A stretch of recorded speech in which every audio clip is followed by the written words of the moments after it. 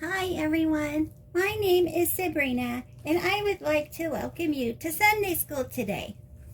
We are going to talk some more about Jacob. Jacob goes back to Canaan. Many years later, Jacob decided to return home to Canaan with his wives and family. But on the way, he became afraid. Jacob knew that he had treated Esau badly, and he was scared of meeting his brother again. Would he be forgiven, or would Esau still want to kill him? So Jacob sent messengers ahead to find out. On their return, the messengers told Jacob that Esau was on his way with 400 men. Jacob felt pretty sure that his brother was going to attack him. He chose some of his best animals as presents for Esau. He sent these ahead to Esau with his servants. He hoped this would make his brother feel more kindly towards him. Alone in the camp, Jacob worried about seeing his brother again and prayed to God for help. Jacob said to God, "You promised to look after me. Please save me from my brother." That night, Jacob was so worried that he sent his wives, children, and servants across the river so that he could be alone with God. While he was praying, a stranger appeared and began to wrestle with him. Jacob wrestled with the stranger all night long. It turns out that the stranger was God. He had come to reassure Jacob that he was doing the right thing. Before he left Jacob in the early morning, he blessed him and gave him a new name, Israel. When Jacob saw Esau approaching with his men, the trouble that he expected didn't happen. Instead, Esau rushed to meet his brother and threw his arms around him. All their old quarrels were forgotten. God had answered Jacob's prayers. Seeing your welcoming face was like looking into the face of God, Jacob said to Esau, full of joy. Years later, Jacob's family came to be known as the children of Israel, or Hebrews. God's promise had been fulfilled. Jacob had a large family. By the time he was living in Canaan, he had 12 sons. Of Jacob's 2 wives, Rachel was his favorite. Joseph was Jacob and Rachel's son. Rachel also had another baby, but sadly, she died while giving birth to him. Jacob was very heartbroken when Rachel died, and he called the baby Benjamin. In those days,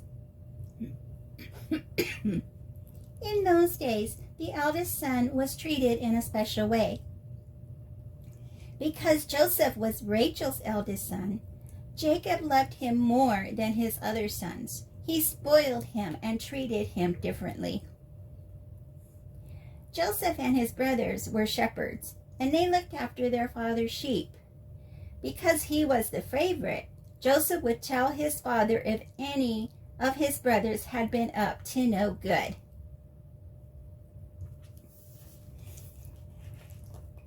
Jacob wanted to show Joseph how much he loved him and to show everyone just how special Joseph was. So he had a beautiful coat made for him.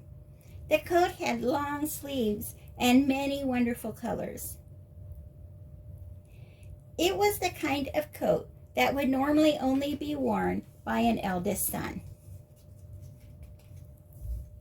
When Joseph's 10 older brothers saw him in his special coat, they realized that their father loved Joseph more than he loved them, and this made them very sad and very angry.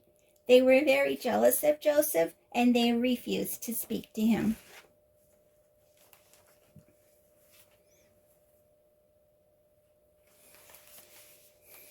To make matters worse, Joseph insisted on telling everyone about his dreams, in which he was always the most important person. One day he said, "Listen to this dream I had. We were binding sheaves of grain."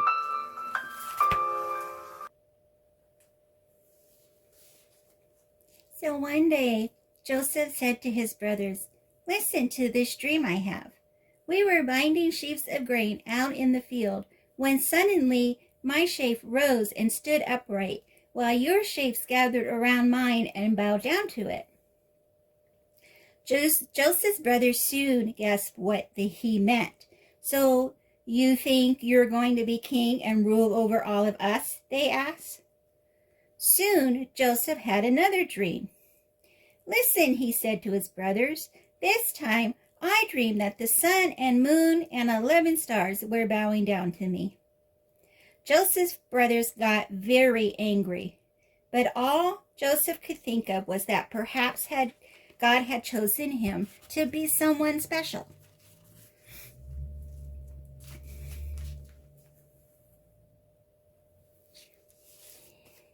But his brothers took things differently.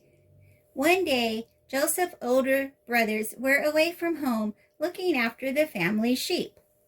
Jacob sent Joseph to find them and made sure that they were all right. The brothers saw him in the distance walking towards them, and he was wearing his special coat. The brothers talked to each other, and they said, "This is our chance to get rid of him once and for all." So they hatched a plan to kill Joseph. They could then pretend that a wild animal had eaten him out in the wilderness. They were tired of Joseph and his dreams. So when Joseph arrived, the brothers grabbed him. But the oldest one, Reuben, shook his head.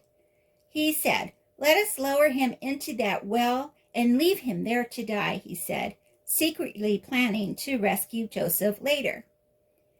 The brothers ripped off Joseph's special coat and lowered him into the deep, dark well.